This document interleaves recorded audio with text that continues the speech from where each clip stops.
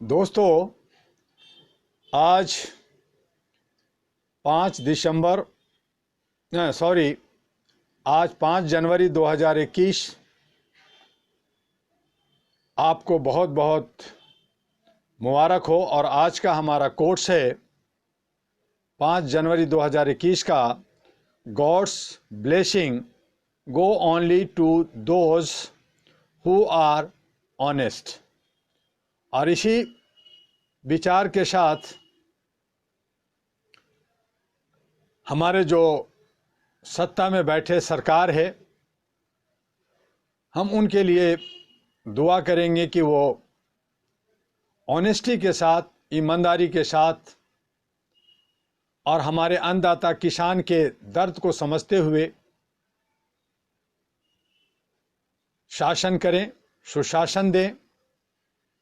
लेकिन दुर्भाग्य है भारत का कि सदियों से गुलामी में जकड़ा हुआ, कभी राजाओं के द्वारा तो कभी मुगलों और अंग्रेजों के द्वारा, और अब उनके ही लगते हैं वंशज, उनके चापलूसी करने वाले लोग ही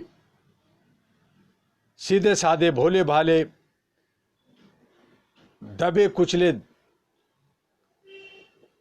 और शोषित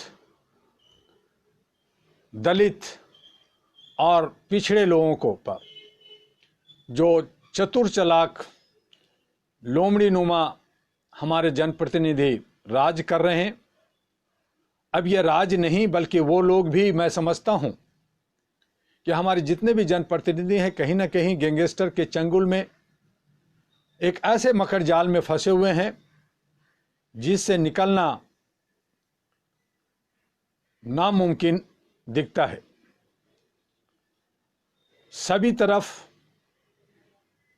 एक मकर जाल, एक गैंगस्टर, चाहे वो विदेशी हाथ हो, चाहे देश के अंदर हमारे बहुत सारे कॉरपोरेट हाउस जो गैंगस्टर की तरह काम कर रहा है, वो चारों तरफ से जकड़ी हुई है। और आम जनता, आम जो जन जनार्दन है, भोली भाली है, वो दो रोटी के लिए, अपने परिवार को पालन पोषण के लिए जद्दोजहद में लगा होता है। जो हमारा मध्यम परिवार है, मिडिल फैमिली जिसको कहते हैं, वो रोज़ कुआं खोदता है और पानी निकालता है। थोड़ा बहुत जो अर्निंग था, सेविंग था, वो सब पिछले जो सालों में जो हरकतें हुई हैं उनकी वजह से उनकी सारी सेविंग ख़त्म हो गया है और वो भी लाचार और बेवश हैं। और अब जो अन्नदाता किसानों पर जो कानून थोपा गया है, 3 विधेयक, उससे सबसे बड़ा प्रभाव देखने को मिल गया है कि अब जमाखोरी बहुत तेजी से होना शुरू हो गया। दिल्ली के अंदर रोजमर्रा का आलू, प्याज, लहसुन, दाल की जमाखोरी तेजी से बढ़ता चला जा रहा है। और जहां आलू किसान ने 2 रुपये, प्याज किसान ने 10 रुपये बेचा, वही प्याज अब 100 रुपये से ऊपर बिकेगा। आलू जो है 50 रुपये, 60 रुपये से ऊपर बिकेगा। और जो लहसुन, दाल है, वो 200, 220, 250, 300, हो सकता है कि ज़्यादा भी हो जाए, कुछ कहा नहीं जा सकता, ये 400 और 500 पे भी जा सकता है।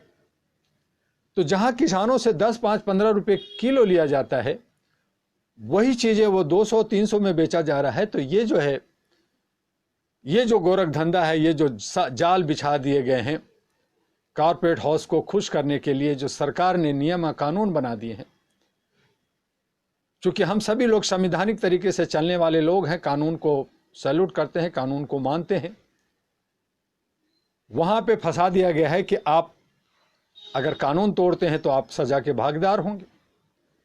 और उसके लिए पुलिस और न्यायपालिका बैठी है कि लाओ हम भी इसमें जो है अपना गोता लगाते हैं, कुछ हमारी भी कमाई हो जाएगी, हमारा भी काम धंधा होगा।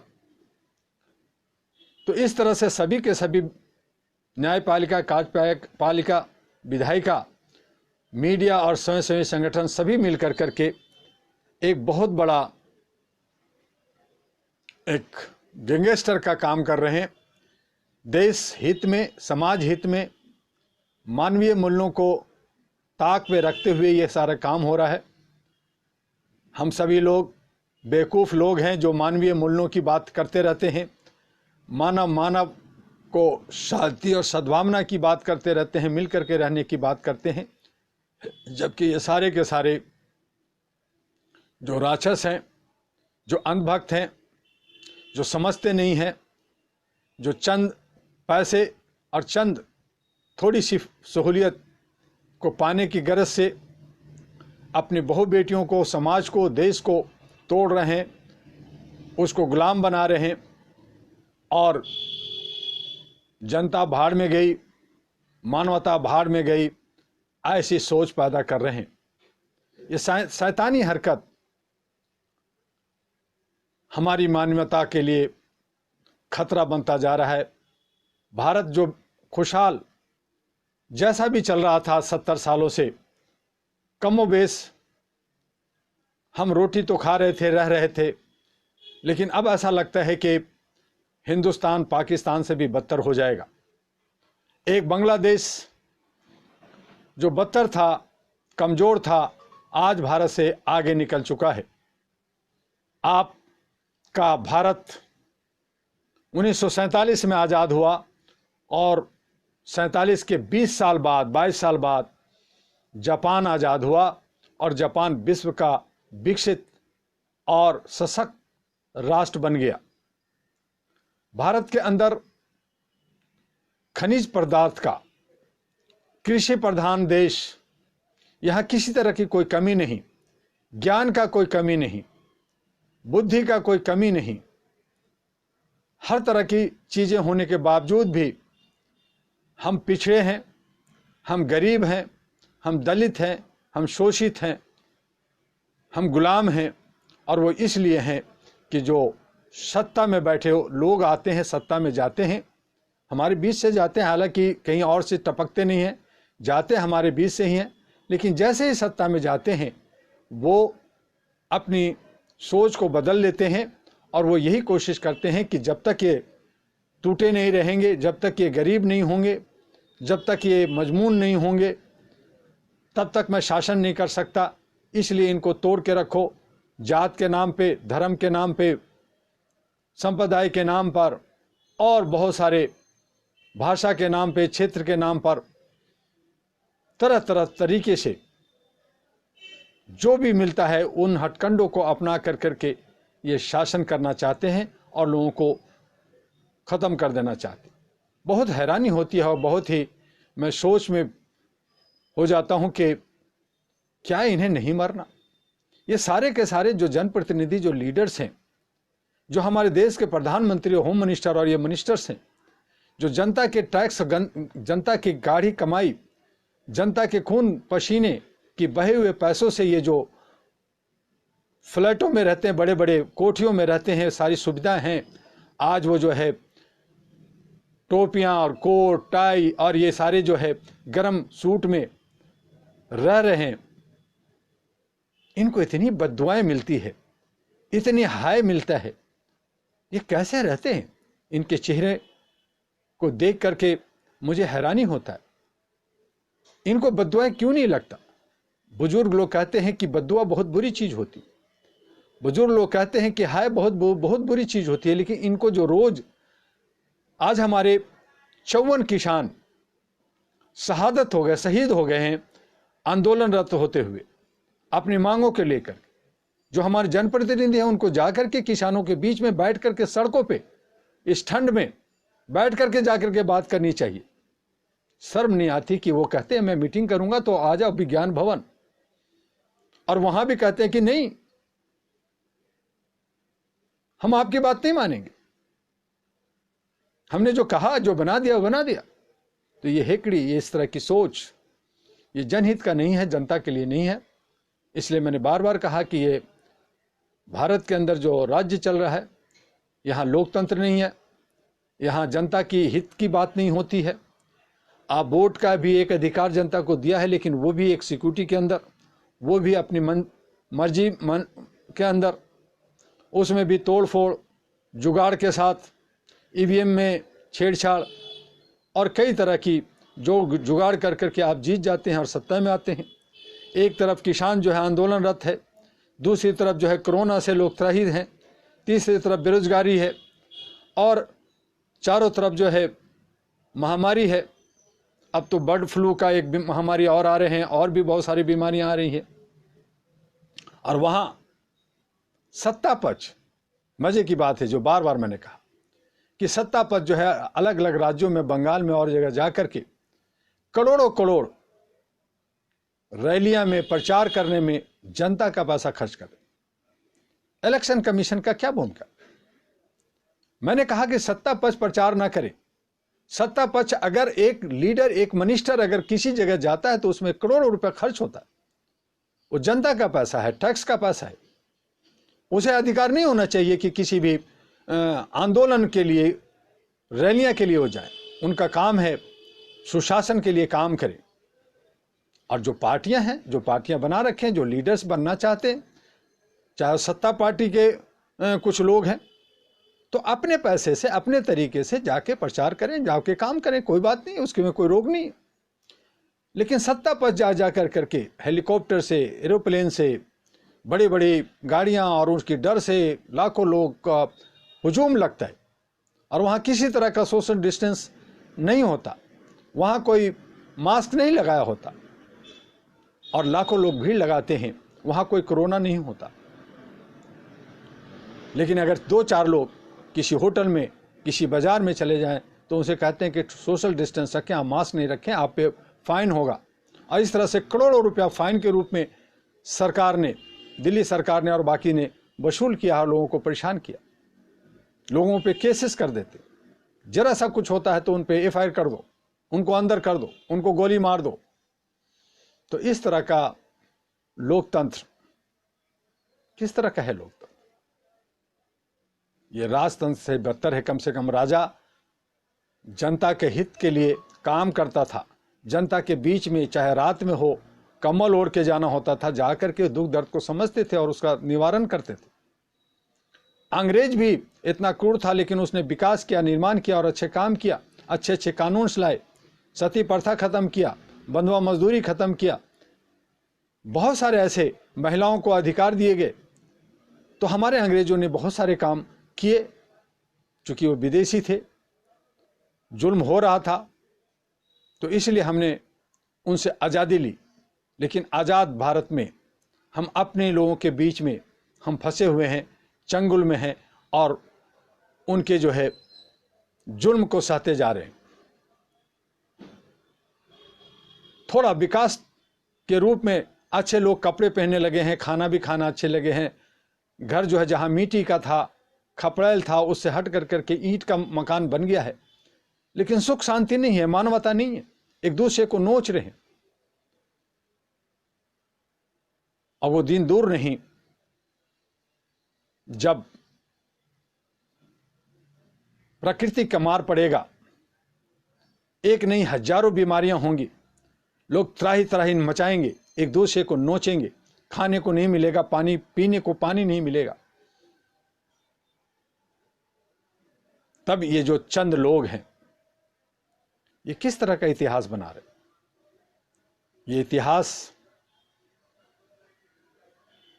जैसे हम बहुत सारे मुगल के राजा चंगेज खां और बहुत सारे लोगों का नाम सुना, गाजी जो आया, लूटा, गलत काम किया। जिस तरह से हम सुनते हैं कि जेलों में गैंगस्टरों का काम होता है, सीधे साधे भोले भाले लोगों को जमानत नहीं दी जाती कोर्ट से और उनके साथ अव्यवहार होता है, जेलों के अंदर होता है। सभी जजों को मालूम है, सभी पुलिस ऑफिसर को मालूम है, लेकिन वहां भी गैंगस्टर चलता है, गैंग चलता है। इसी तरह से समाज में, देश के अंदर चलता है। हम लोग जब तक बोल रहे हैं, थोड़ा बोल रहे हैं, लेकिन कब मुंह बंद कर दिया जाए, कब जेल में डाल दिया जाए, कब एफआईआर लॉन्च हो जाए, ये कुछ नहीं कर सकते। बहुत मुश्किल है जीना। अभिव्यक्ति की स्वतंत्रता, ये सिर्फ कानूनी और किताबी बातें हैं। भ्रष्टाचार चरम सीमा पे, छोटे छोटे लोग भ्रष्टाचार करके थोड़ा बहुत पैसे इकट्ठे करते हैं, उनको बड़े जो भ्रष्टाचारी हैं, जो लुटेरे हैं, उसको लूट लेते हैं। तो इस तरह से गैंगस्टर चलता है, नीचे से ऊपर तक, ऊपर से नीचे तक, चारों तरफ जाल फैला हुआ है। और कुछ लोग उसमें बस जी लो, किसी तरह से उलट पुलट के कर लो, यही जिंदगी रह गई है। ऐसी जिंदगी पे धिक्कार है, ऐसी मानवता पे धिक्कार है, ऐसी मनुष्यता पे धिक्कार है, ऐसे लोग पे धिक्कार है। और उनके आने वाले जनरेशन क्या सीखेगा? क्या वो समाज और देश के लिए कर सकता? इसलिए मैं इस छोटी सी वीडियो के मार्फत से आपसे आह्वान करना चाहता हूं कि अमन और शांति लाने के लिए, मानवता को बचाने के लिए, बिना जात पात का, बिना किसी धर्म का, बिना किसी भेदभाव का, आप सबको खत्म कीजिए। कोई पार्टी, कोई ग्रुप नहीं होगा, बल्कि चाहे वो हिंदू हो या मुसलमान, सिख हो या ईसाई, चाहे कोई भाषा बोलता हो, वो अगर समाज के लिए, देश के लिए सोचता है तो उनको इकट्ठा कीजिए, आपस में मिलिए, लामबद्ध हो जाइए और इस चमन बागीचा को सुंदर बनाइए, इसको जो है सुगंधित बनाइए और तमाम कीड़े मकोड़े जो शैतानी लोग हैं उनको उठा के बाहर फेंक दिया। और इसके लिए जरूरी है कि सिस्टम को बदलने की जरूरत है। आप कहेंगे कैसे हो सकता है? लोग आंदोलन कर रहे हैं, उसकी बातें नहीं सुन रहे हैं। लोग जो है चीखते चिल्लाते हैं, उनकी कौन सुनता है? 5 साल के बच्चा से लेकर के 95 साल के बुजुर्ग तक आंदोलनरत रहते हैं, आवाज उठाते हैं, उनको लाठियां मार दी जाती है, उनको आवाजें बंद कर दी जाती है। और आप कहते हैं कि ये व्यवस्था बदल जाएगी, ये सब कुछ ठीक हो जाएगा। कुछ नहीं करना मेरे दोस्त, आप लोग मिलकर करके अच्छे सच्चे लोकसभा में, विधानसभा में, नगर निगम में, जहां कहीं भी इलेक्शन जहां भी होते हैं, उन लोग अपने क्षेत्रीय लोगों को, जान पहचान को, अच्छे लोगों को, जो समझदार हैं, उनको किसी भी तरह से एन केन प्रकार जैसे भी हो सके उसको जिताइए और उसको बाहर, उसको जो है पार्लियामेंट, लोकसभा, विधानसभा में भेजिए। उन लोग जो करोड़ों करोड़ रुपया खर्च करते हैं, बड़ी बड़ी रैलियां करते हैं, उनका खाइए, उनको सुनिए, लेकिन उनको किसी भी कीमत पर वोट ना दीजिए। अगर आप वोट नहीं देंगे और सभी साथी मिलकर के कि भाई हम इसको खाएंगे, इनकी सुनेंगे, लेकिन वोट नहीं देंगे, जिस दिन आपने ऐसा कर दिया, जिस दिन आपने अपनी अंदर की डर को बाहर निकाल दिया, उस दिन आप सही माने में भारत के निर्माण का एक भागीदार बन जाएंगे, एक हिस्सेदार बन जाएंगे। आज हमारे न सिर्फ हम लोग छोटे लेवल पे, बल्कि हम लोग पूरे परिवार, जो परिवार हमारा समाज का, देश का, वो सभी जगह जो है हम लोग भ्रष्टाचार से लिप्त हैं। हमारे परिवार के अंदर यदि कोई व्यक्ति भ्रष्टाचार या अपराध की तरफ उन्मुक्त होता है तो उसके लिए सिर्फ उस व्यक्ति को ही दोषी नहीं माना जाना चाहिए, बल्कि इसके लिए परिवार को भी जवाबदेह बनाना होगा। एक पिता के यदि 4 पुत्र हैं तो उसके एक गलत निकल सकता है तो पिता यह कहता है कि हम क्या करें, हमने तो चारों को एक निगाह से देखा है, चारों की शिक्षा दिशा एक जैसी दी है, फिर भी यदि हमारा लड़का गलत राह पर चल रहा है तो इसके लिए हम दोषी नहीं हैं। यहाँ पर स्थिति विचारणीय है, क्योंकि उक्त पिता की बात में भी दम है, तो ऐसे में कौन दोषी हो सकता है? इस पर विचार होना चाहिए। इसके लिए कुछ लोग बुरी संगत को दोष देते हैं। बुरी संगत में उनमें उक्त लड़का कैसे पड़ा, इस बात के लिए जिम्मेदार कौन है?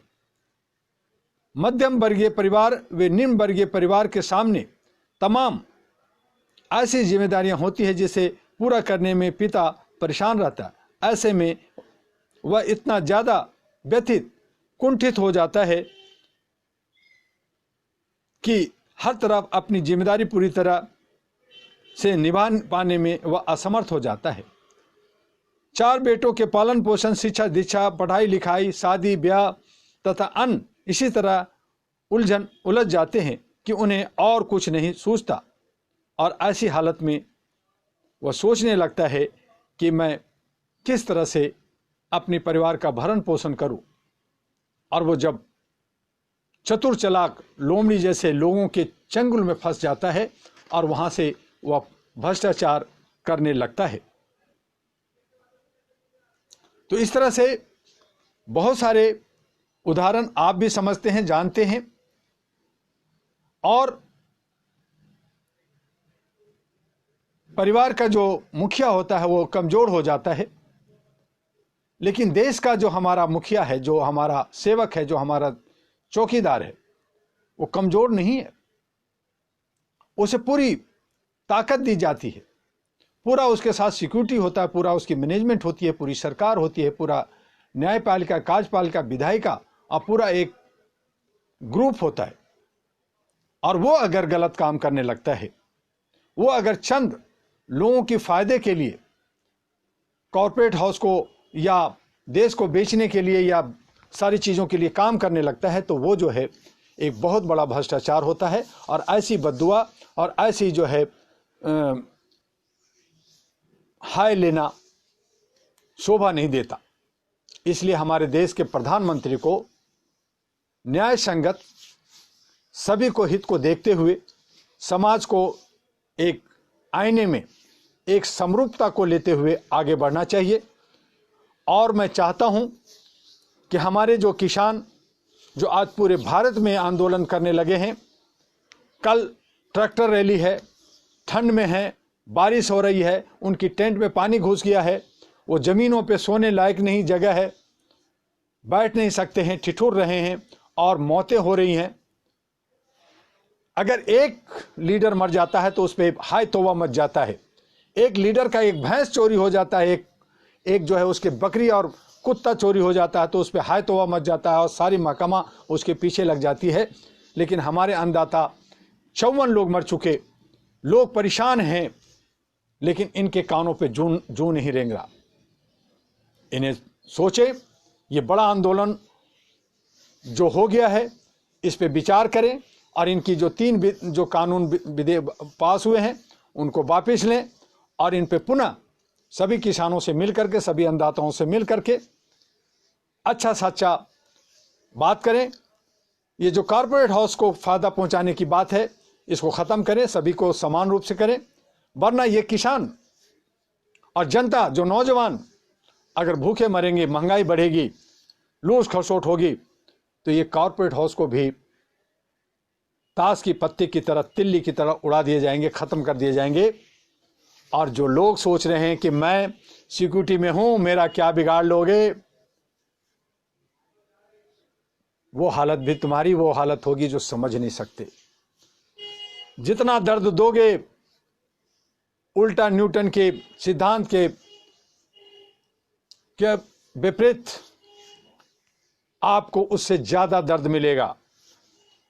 याद रखना इस दुआ का वाक्य को कि आने वाले वक्त में आपने जितना दर्द जनता को दिया है या दे रहे हैं, उसका रिटर्न